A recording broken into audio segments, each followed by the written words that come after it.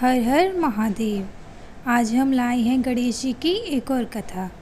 श्री गणेश चतुर्थी व्रत की पौराणिक कथा के अनुसार एक बार भगवान शिव तथा माता पार्वती नर्मदा नदी के किनारे बैठे थे। वहां माता पार्वती ने भगवान शिव से समय व्यतीत करने के लिए चौपड़ खेलने को कहा।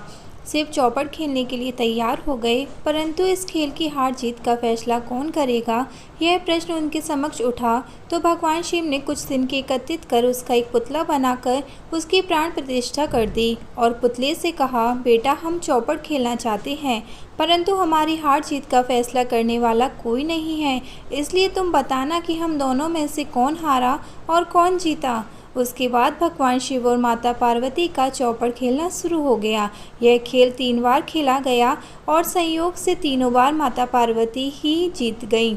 खेल समाप्त होने के बाद बालक ने हार जीत का फैसला करने के लिए कहा, तो वह बालक ने महादेव को विजयी बताया। यह सुनकर माता पार्वती क्रोधित हो गईं और क्रोध में उन्होंने बालक को लंगड़ा होने कीचड़ में पड़ने का श्राप दे दिया।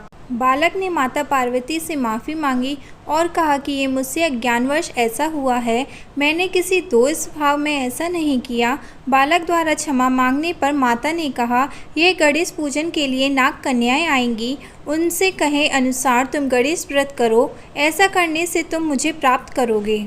यह कर माता पार्वती शिव के साथ कैलाश पर्वत पर चली गईं। 1 वर्ष के बाद उस स्थान पर नाग कन्याएं आईं। तब नाग कन्याओं से श्री गणेश के व्रत की विधि मालूम करने पर उस बालक ने 21 दिन लगातार गणेश जी का व्रत किया।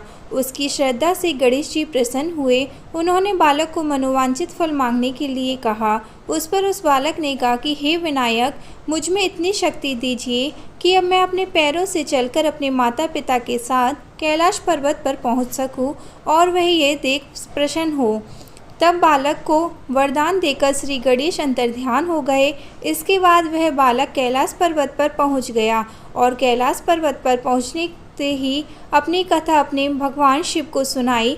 चौपड़ वाले दिन से माता पार्वती शिव जी से विमुख हो गई थी, अतः देवी के रुष्ट होने पर भगवान शिव ने भी बालक के बताए अनुसार 21 दिन तक श्री गणेश का व्रत किया। इस व्रत के प्रभाव से माता पार्वती के मन में भगवान शिव के लिए जो नाराजगी थी वह समाप्त हो गई।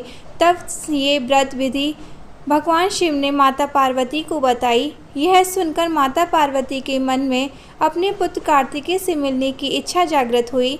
तब माता पार्वती ने भी 21 दिन तक श्री गणेश जी का व्रत किया तथा दुर्वा, फूल और लड्डुओं से गणेश जी का पूजन अर्चना की।